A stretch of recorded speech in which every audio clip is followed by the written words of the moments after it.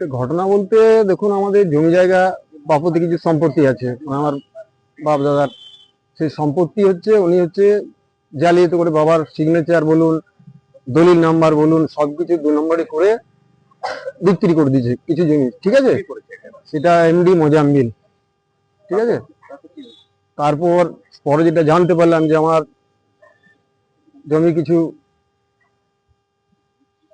মানে বাবার সই বলুন বা দলিল নাম্বারে বলুন, একটা কোয়ারি নাম্বার বিভিন্ন কিছু থাকে, তো সেটা আমি জাল করে দেখলাম যে বিক্রি করে দিয়েছে। সেগুলো আবার রেজিস্ট্রি অফিস যায়, যেটা ও প্রমাণ সাবুত দিয়েছিল যে হ্যাঁ এই জিনিস করে, যেমন বের করে দেখলাম যে সবটাই ফেক, মানে বাবার সইটাও যেটা জাল করেছে সেটাও প্রমাণ হয়ে গেল।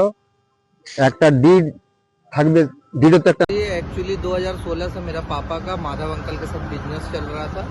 तो पापा उनको 40 लाख रुपए एडवांस दिए थे और उसका मतलब ऐसा है एडवांस कि किसको दिए थे? माधव अंकल को एडवांस दिए थे, जिसमें से 20 लाख का वो जमीन रजिस्ट्री किए थे और 20 लाख अभी भी एडवांस में है। बट वो अभी ज़्यादा पैसे के लालच में अपना जमीन किसी और को देना चाह रहे हैं, जिस वजह से इसी चीज़ का झगड़ा चल रहा। हम लोग उनसे कोई ये नहीं, वो जिसको भी ज़्यादा ज़मीन जितना में देना चाहे वो अपना बाकी का ज़मीन दे सकते हैं।